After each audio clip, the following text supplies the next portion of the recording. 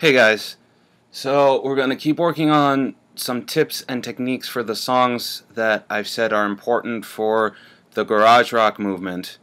The next song we're going to talk about is Wipeout from the Surfaris.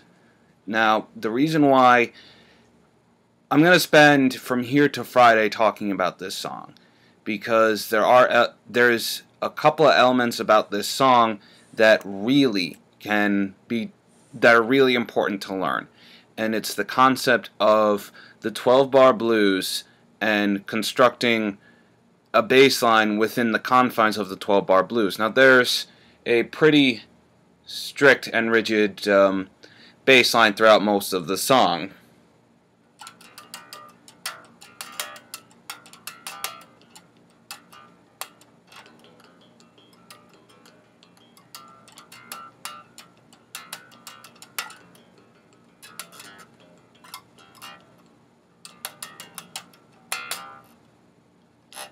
So it's like that, but there are other elements that go into a bass line within the 12-bar blues that are going to pop up when we talk about other examples of punk rock music, like, psychobilly, or even in some instances ska music. There are predominant walking bass line techniques that can be used within ska and other forms of punk rock, for that matter, and you'll find a lot used in songs from bands like The Clash, even bands such as Rancid. So we're going to take some time to learn about constructing walking bass lines and bass lines within the confines of 12-bar blues. Now, the most common form of the 12-bar blues that you will find in just popular music, and specifically in punk rock music, is this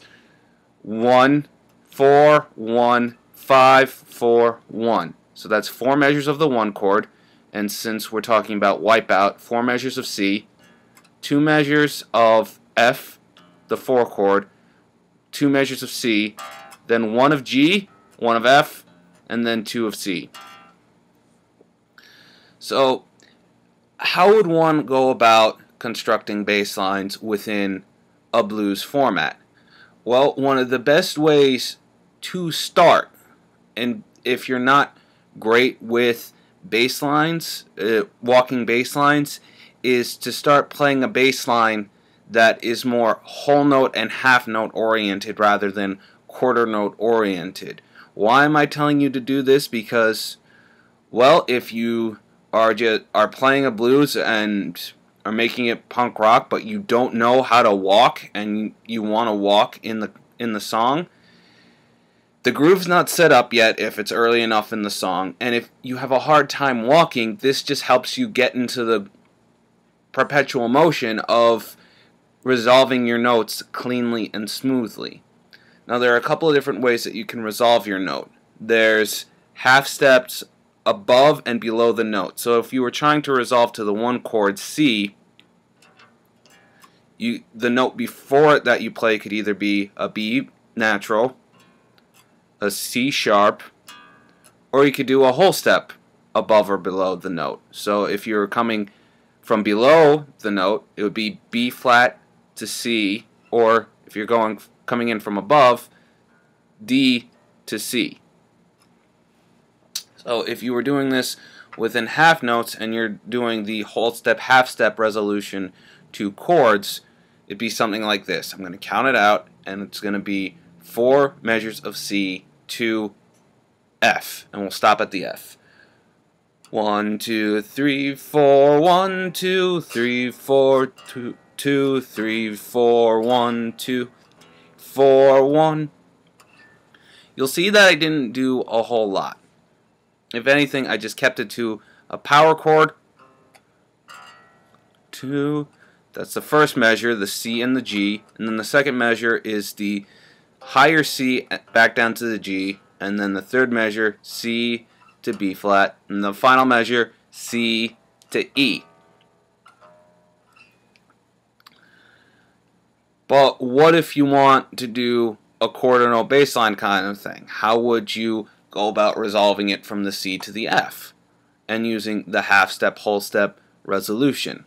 Okay, well, ways that you can go about doing it is thinking scalarly. You can construct perfectly good baselines working within the confines of scales. So here we go. 1, 2, 1, 2, 3, 4. 1, 2, 3, 4. 1, 2, 3, 4. 1, 2, 3, 4. 1, 2, 3, 4. 1. Now you'll notice that I played a dominant scale. This is the 3rd fret B flat on the G. Chords in blues are dominant 7 chords. More times than not, it'll be rare if you ever find a major 7 chord in a blues. So if you're playing scalarly to the chord, keep in the back of your head dominant 7 chord. So if you're doing a scalar bass line, dominant 7 chord, dominant scale, flat 7. So once again, we'll go through it. 1, 2, 3, 4, 1, 2, 3, 4, 1, 2, 4, 1, 2, 3, 4, 1. Half step to the F. Now, if you're thinking, you'll know that a dominant 7 chord in C is spelled C, E, G, B flat, but a dominant 7 chord in F is F, A, C, E flat. This is true. When you're looking at scales and you're going from 1 to 4, if you play a 7 in that, if you're doing a scalar bass line, you gotta flat the major third of the 1 chord in order to get that dominant scalar sound. Now, does this mean that only stick to like these kind of scalar passages? No, you don't have to. The thing about the blues that's pretty awesome, and this translates into jazz, is that as long as you can resolve to the note that you want to, in this case we're talking strictly about resolving from one root note to the other root note. As long as you can resolve to the root note, it doesn't matter what notes you really play in between. So if you're doing scalar, you can also do a chromatic scale in order to get to where you need to go, which means playing every half step and whole step in between each note. Oh, you can also use third movement in thirds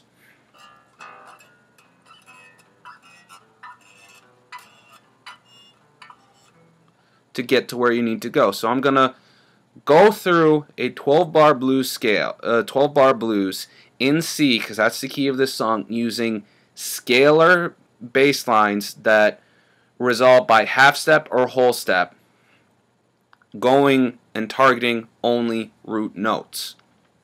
I know you won't be able to hear it, but 3rd fret on the A string, which is C.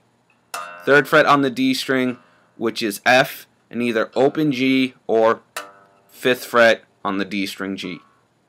So watch. It's a bit to process, but if you just watch me do it, you might be able to pick up on it.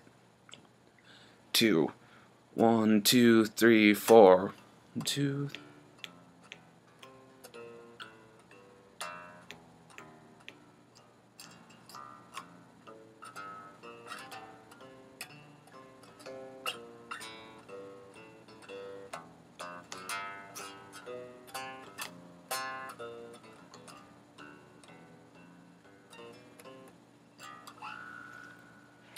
So there were elements where I threw in fancy little swing eighth patterns, but I also did some chromaticness going through it. So I'll walk through the blues a couple of times and just watch my hand.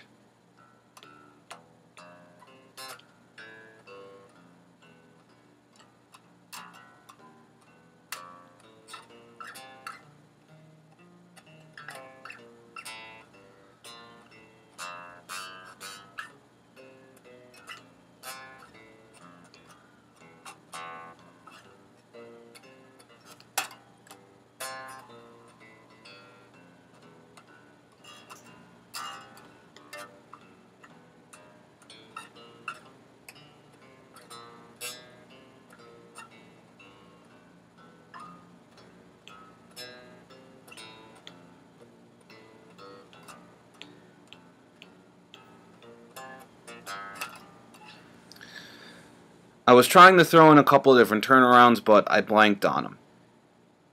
Scales and half step, whole step resolutions are probably the best thing I can give to you right now in terms of working on constructing a walking bass line.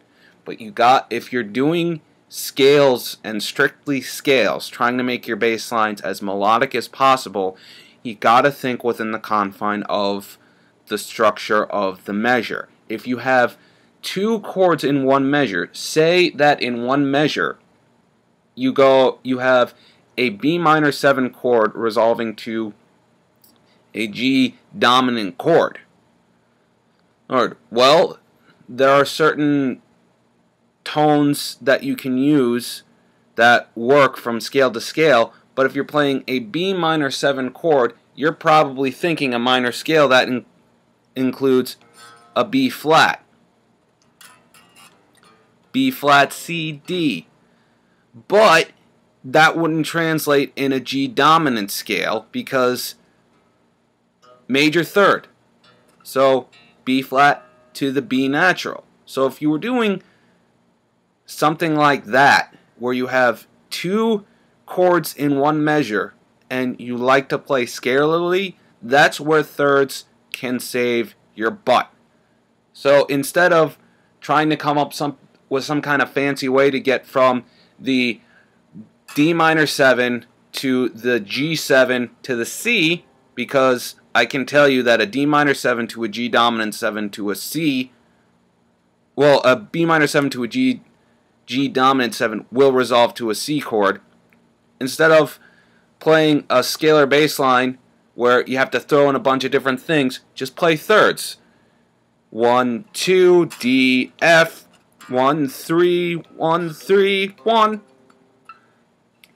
So there will be a much detailed description about all of this on my Tumblr account, so that a lot of these can be explained more clearly and concisely to you so you don't get too confused. Read it, listen, and listen to the video, and I will post more in-depth descriptions about these ways of doing these blues scalar things in tomorrow's lesson, where it will help you in where all of these will be restricted to the confines of a rock song, a pop rock song, or a punk rock song.